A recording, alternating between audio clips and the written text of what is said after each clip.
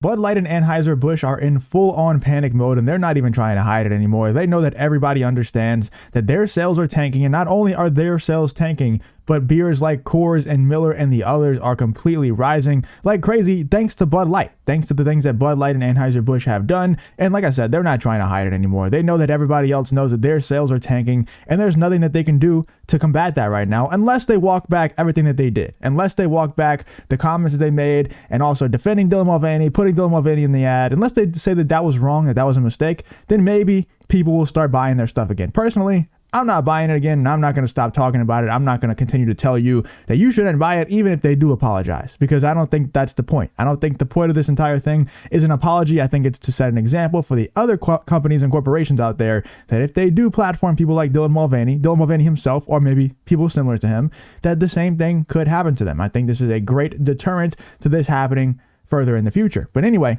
Bud Light disables comments on latest video and cowardly move.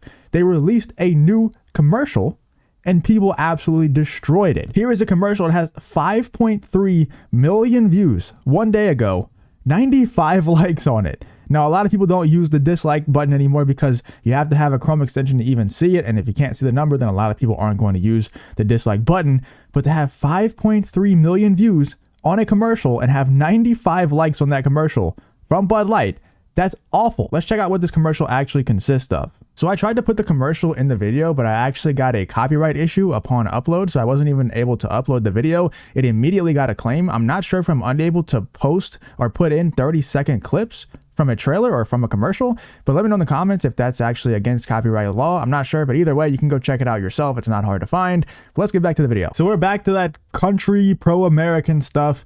We all know what they're trying to do, man. It's not going to work. Nobody's buying this BS anymore. And we all know that they're going under. We know that their sales are absolutely god awful. Even Dylan Mulvaney is coming out and speaking out about things. And I'll probably do a video on that maybe tomorrow.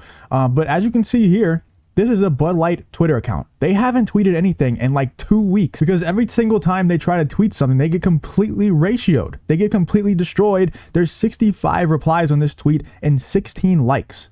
They just tweeted "Beer Me" on April 18th. And people are doing stuff like this, you know, sliding Miller into their hands. And obviously, you know, everybody has an issue with me trying to say that Miller numbers are going up when it's just simply a fact. But I understand that Miller and Coors and all the other beer brands really out there, at least 90% of them, have done weird things in the past as well. I just don't think that it's nearly as bad for them to, you know, put rainbows on their beer during Pride Month as it is to platform someone like Dylan Mulvaney. It's just not even close. It's not even comparable in my opinion. I think that having Dylan Mulvaney be a brand ambassador for you is not even close to putting a rainbow on your can or even just in an advertisement during Pride Month. Everybody does that. Where we need to start drawing lines on certain things. I think the Dylan Mulvaney thing is a great thing to take a stand on right now, and it's working. It really is working. Sales are down. Like some experts are out here saying that total sales are down 40 to 50%. And we won't really know, according to them, we won't really know until like the quarterly earnings reports and things like that start to come out. I'm really excited to see that. I'm really excited to see that stuff come out because I think it's going to be really, really bad. And I think, you know, we already saw the VP of marketing get fired. We already saw the VP of marketing's boss get fired from Bud Light. I think we're going to see a lot more heads roll whenever we start getting more and more numbers as time goes on. Whenever more numbers come out, we're going to see a lot more heads rolling, in my opinion, because I think the numbers are going to be really bad. The sales are going to be really bad, and somebody has to be held accountable for the shareholders. You know, these people, they have to fire someone. They have to make changes if the numbers are that bad from the Dylan Mulvaney situation, from someone making a really poor decision. If the brand was just dying out and maybe people just aren't interested in Bud Light anymore, maybe it was trendy for a while and it's not trendy anymore, then the shareholders would be like, you know, whatever. I'll sell my stock. I'll sell my shares. But whenever it's simply someone making a really stupid decision that absolutely is killing the brand of Bud Light and Anheuser-Busch as a whole, then that needs to be held accountable. Somebody needs to be held accountable for that. Two people already have, you know, the Alyssa person who was the VP of marketing and then her boss who hired her were also held accountable. But the numbers are going to be so bad that I don't think the shareholders will be happy with just those two being fired. I think there's going to have to either be major changes. You have to come out and say that we won't ever do that again. Maybe that will satisfy the shareholders. We won't ever platform someone like Dylan Mulvaney again. Or more people have to be fired. That's the only way out of this situation. But also, not only were they ratioed into oblivion on this embarrassing commercial here, they also disabled the comments. comments are turned off. I wonder why that is. 5.3 million views and 95 likes. You can pretty much tell what those comments were going to be. And also, even if you go back to 2 weeks ago on here, we know what the comments were. None of them were positive. Absolutely none of them were positive. We're also still seeing a ton of viral TikToks going around of Bud Light not selling, being completely stocked up, while all the other beer brands are selling, perfectly fine, if not even a lot better than normal. But as you can see, this Outkick article says Bud Light disables comments in latest video in cowardly move. Bud Light doesn't want your feedback on its latest commercial. Turning the comment section off on the official YouTube page. That's right, the new commercial, which debuted during Thursday's NFL draft and has since been torched for its obvious pandering, has been viewed nearly 5 million times on YouTube, but nobody can give their feedback. Can't imagine why. Bud Light commercial ripped for pandering.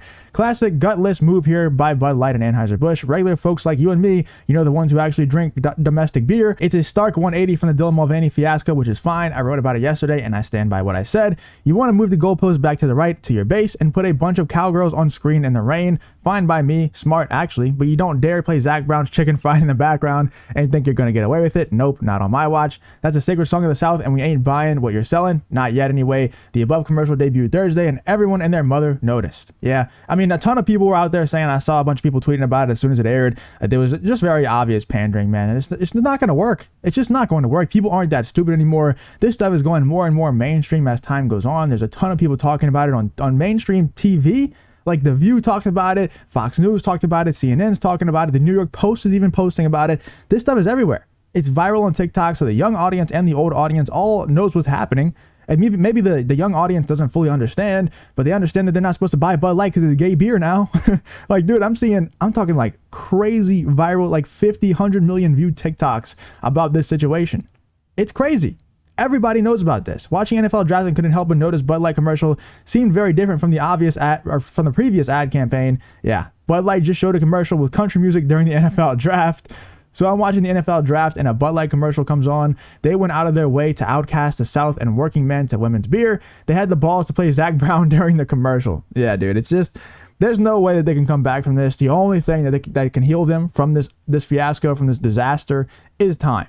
There's no commercial they could put out to get back their audience. There's nothing that they could say, in my opinion, to get me back. I don't drink beer anyway, but I'm saying, and to get me back from not bashing them on YouTube every single day and on Twitter and everything else that they post, to get me back on their side, or at least indifferent to them like I was previously, there's nothing that they could do other than time going by and me forgetting about it, the situation just fading from my memory. That's the only thing. There's no ad that they could put out. There's no apology they could put out. There's no backtracking they could do to possibly get me back on their side. Let me know in the comments though, could they possibly say or do anything to get you back to buying Bud Light? Could they do that? Because personally, I don't see anything that they could possibly do to get me back on their side, but maybe I'm off on that. Maybe I'm the odd one out on that. I don't know. Let me know in the comments what you guys are thinking about this whole Bud Light situation and them disabling comments and getting completely ratioed on their newest commercial. Let me know what you guys think in the comments about the whole situation.